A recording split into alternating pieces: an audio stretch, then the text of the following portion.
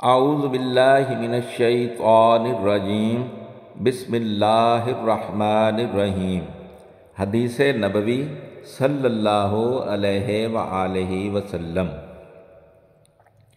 حضرت ابو ہریرہ رضی اللہ عنہ سے روایت ہے، کہا انہوں نے یعنی صحابہ نے عرض کی، اللہ کے رسول صلی اللہ علیہ وآلہ وسلم، کیا قیامت کے دن ہم اپنے رب کو دیکھیں گے؟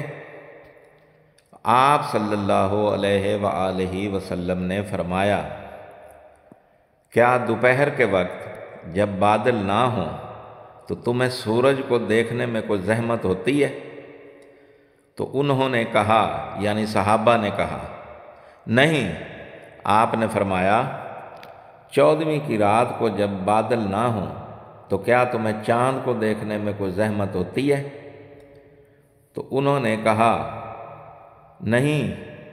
آپ نے فرمایا، مجھے اس ذات کی قسم جس کے ہاتھ میں میری جان ہے، تمہیں اپنے رب کو دیکھنے میں اس سے زیادہ زحمت نہیں ہوگی جتنی زحمت تمہیں ان دونوں کو دیکھنے میں ہوتی ہے۔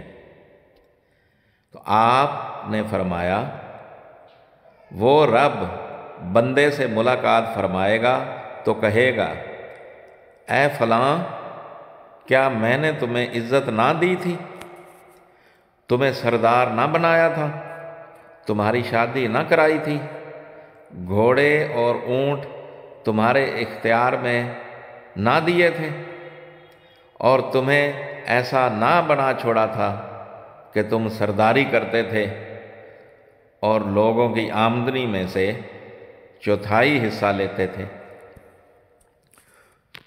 وہ جواب میں کہے گا، کیوں نہیں، بالکل ایسا ہی تھا۔ تو وہ فرمائے گا، کیا تم سمجھتے تھے کہ تم مجھ سے ملو گے؟ وہ کہے گا، نہیں۔ تو وہ فرمائے گا، آج میں اسی طرح تمہیں بھول جاؤں گا جس طرح تم مجھے بھول گئے تھے۔ پھر دوسرے سے ملاقات کرے گا تو کہے گا، اے فلاں، کیا میں نے تمہیں عزت اور سیادت سے نہیں نوازا تھا؟ تمہاری شادی نہیں کرائی تھی؟ تمہارے لیے اونٹ اور گھوڑے مسخر نہیں کیے تھے؟ اور تمہیں اسی طرح نہ بنایا چھوڑا تھا کہ تم ریاست کے مزے لیتے تھے اور لوگوں کے مالوں میں سے 1/4 حصہ وصول کرتے تھے؟ وہ کہے گا، کیوں نہیں، میرے رب۔ تو وہ فرمائے گا، تمہیں اس بات کا کوئی گمان بھی تھا کہ تم مجھ سے ملاقات کرو گے؟ وہ کہے گا، نہیں۔ تو وہ فرمائے گا، اب میں بھی اسی طرح تمہیں بھول جاؤں گا جس طرح تم مجھے بھول گئے تھے۔ پھر تیسرے سے ملے گا، اس سے بھی وہی فرمائے گا۔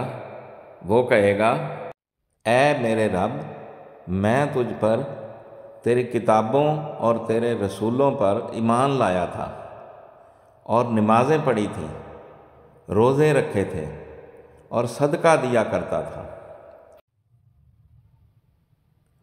جتنا اس کے بس میں ہوگا اپنی نیکی کی تعریف کرے گا۔ چنانچہ وہ فرمائے گا، تب تم یہیں ٹھہرو۔ فرمایا، پھر اس سے کہا جائے گا، اب ہم تمہارے خلاف اپنا گواہ لائیں گے۔ وہ دل میں سوچے گا، میرے خلاف کون گواہی دے گا؟ پھر اس کے منہ پر مہر لگا دی جائے گی اور اس کی ران، گوشت اور ہڈیوں سے کہا جائے گا، بولو۔ تو اس کی ران، اس کا گوشت اور اس کی ہڈیاں اس کے عمل کے متعلق بتائیں گی۔ یہ اس لیے کہا جائے گا کہ وہ اللہ کی ذات سے اس کا عذر دور کر دے۔ اور وہ منافق ہوگا اور وہی شخص ہوگا جس پر اللہ تعالیٰ سخت ناراض ہوگا۔ یہ حدیث صحیح مسلم سے لی گئی ہے اور اس کا نمبر ہے 7438 7438۔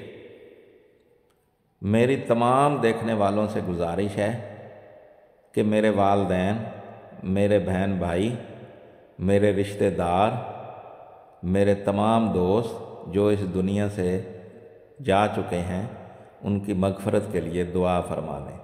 دعا گو طارق سلطان شاہ ہاشمی۔